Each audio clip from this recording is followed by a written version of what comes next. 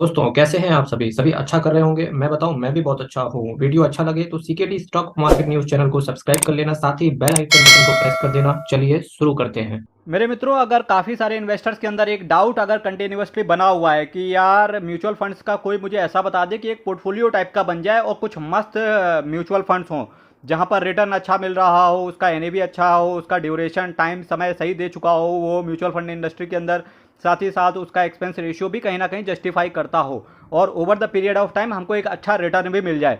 तो आपकी ये समस्याएं बिल्कुल दूर हो सकती हैं, क्योंकि आज मैं कुछ म्यूचुअल फंड्स के बारे में बात करने वाला हूं यहाँ पर। ठीक है। और जो मैंने बेसिस रखा हुआ है यहाँ पर वो चार बेसिस रखा हुआ है। सबसे पहले रिटर्न की बात करेंगे कि मैक्सिमम कितना रिटर्न इस म्यूचुअल फंड ने डिलीवर करके दिया है, इसके साथ साथ कितना टाइम पीरियड वो उसको म्यूचुअल फंड को हो चुका है, उसका एक्सपेंस रेशियो कितना है और एनएवी साथ ही साथ कितना चल रहा है। तो सबसे पहला जो मैंने म्यूचुअल फंड रखा हुआ है उसका नाम है Nippon India small cap. Small cap category को मैंने रखा हुआ है और निप्पॉन इंडिया को चुना है। अगर निप्पॉन इंडिया में अगर आपने 2-3 महीने ही अगर आपको केवल अगर आप नए म्यूचुअल फंड इन्वेस्टर हैं केवल निप्पॉन इंडिया के अंदर, वो भी स्मॉल कैप कैटेगरी के अंदर, अगर आपको 2-3 महीने पहले ही इन्वेस्ट कर दिया होगा तो ऑलमोस्ट आपको यकीन मानना मेरे दोस्तों आपके पोर्टफोलियो में 7-7.5% के आसपास का रिटर्न पड़ा होता। अगर आप स्टॉक मार्केट में कंटिन्यूसली इन्वेस्टेड हैं तो आपको पता होगा कितनी बड़ी चीज होती है स्टॉक मार्केट के अंदर पोर्टफोलियो को ग्रीन में देखना। पर निप्पॉन इंडिया ने यह कारनामा करके दिखाया है। डिपेंडिंग अपॉन द सिचुएशन, जब निफ्टी 16,000 था आपने वहां इन्वेस्ट किया हो। इसीलिए मैं कहता हूं चूंकि अभी निफ्टी ऑल टाइम हाई पे है तो कृपया सोच समझ के इन्वेस्ट करें इस समय। ठीक है, सोच समझ के इन्वेस्ट करें। अगर आप कंटिन्यूसली इन्वेस्टेड थे तो आप एसआईपी जारी रखो, कोई दिक्कत नहीं है। पर अगर आप नया पैसा स्टॉक मार्केट में लेकर के आना चाहते हैं तो कृपया इस समय इन्वेस्ट करने से बचें। मार्केट गिर जाने दो 5-10%, और गिरेगा ही गिरेगा, ये कंफर्म है। पर इससे पहले मैं आपको ये चीज बताना चाहूंगा कि कुछ म्यूचुअल फंड से मैं आपके लिए जो लेकर के आया हूं, तो आज मैं निप्पॉन इंडिया स्मॉल कैप की बात कर रहा हूं। अगर मैं इसके रिटर्न की बात करूंगा तो 24.72% के सीएजीआर के हिसाब से इस म्यूचुअल फंड ने अपने इन्वेस्टर्स को पैसा बना करके दिया है। 25% के आसपास का सीएजीआर किसी भी म्यूचुअल फंड को देना बहुत बड़ी बात होती है। ड्यूरेशन की बात करेंगे तो ऑलमोस्ट 11 साल ये म्यूचुअल फंड दे चुका है। एक्सपेंस रेशियो की बात करेंगे, अभी इससे पहले इसका एक्सपेंस रेशियो था 0.86%। अभी फिलहाल अभी मैंने हालांकि मैंने कम्युनिटी पोस्ट में अपडेट कर दिया था तो वहां पर इसका पहले तो 0.86% था, अभी फिलहाल इसका एक्सपेंस रेशियो बढ़ चुका है, 0.92% हो चुका है। एनवी की बात करेंगे 108 रुपये है। इसी के साथ साथ मैं आपसे मेरे मित्रों मैं एक चीज़ कहना चाहूँगा मित्रों कि 2000 सब्सक्राइबर का यहाँ पर एक टारगेट चल रहा है, जो कि आपके केवल एक जो राइट हैंड में सब्सक्राइब बटन है उस पर टिक करके पॉसिबल हो पाएगा। आप चैनल सब्सक्राइब करें, मैं इसी तरीके से आपके लिए कंटेंट अच्छा लेकर के आता रहूंगा। साथ ही साथ कोई भी आपको प्रॉब्लम हो, समस्याएं हो, कमेंट बॉक्स भी आपके लिए खुला है।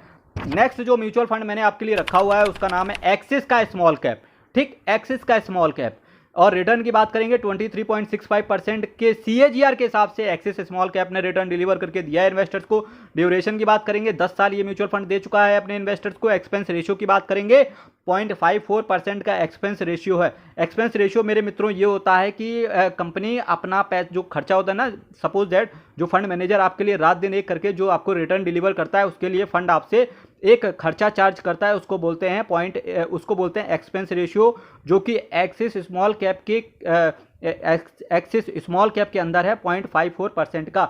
एनएवी की बात करेंगे 74 रुपए का इसका एनएवी चल रहा है। एचडीएफसी इंडेक्स की मैं बात कर रहा हूं अब आपसे। ठीक, अब देखिए चूंकि मैं बात कर रहा हूं एक बहुत अच्छा बहुत सधा हुआ एक बास्केट बनाने के लिए, और जब मैं एक सधा हुआ बास्केट की बात कर रहा हूं तो वहां पर मैंने एक इंडेक्स फंड को रखना तो बनता ही था। चूंकि आपका रिस्क, चूंकि स्मॉल कैप कैटेगरी में अगर मैं आपका रिस्क ऊपर लेके गया तो वहीं इंडेक्स फंड को बास्केट में रख के मैंने रिस्क को बिल्कुल मिनिमाइज कर दिया। एचडीएफसी इंडेक्स फंड मैंने ये रखा है, वो भी एचडीएफसी का सेंसेक्स इंडेक्स फंड रखा है। रिटर्न की बात करेंगे तो 12.86% का रिटर्न इस म्यूचुअल फंड ने आपको दिया, पर कोई दिक्कत नहीं है। 12.5% के आसपास का सीएजीआर इंडेक्स फंड के अंदर, यकीन मानना 25 से 30 साल अगर आप इंडेक्स फंड में रुक गए तो बहुत कुछ बड़ा अचीव करके आप ले जा पाएंगे। ड्यूरेशन की बात करेंगे तो 11 साल ये म्यूचुअल फंड को दे चुका है। एक्सपेंस रेशियो की बात करेंगे केवल आपसे 0.20% का एक्सपेंस रेशियो ये आपसे लेते हैं। एनएवी की बात करेंगे 573 रुपए। एनएवी को आप बिल्कुल कंसीडर नहीं करना, क्योंकि एनएवी आज चूंकि सेंसेक्स चल रहा है 61,000 पे, कल जब इंडेक्स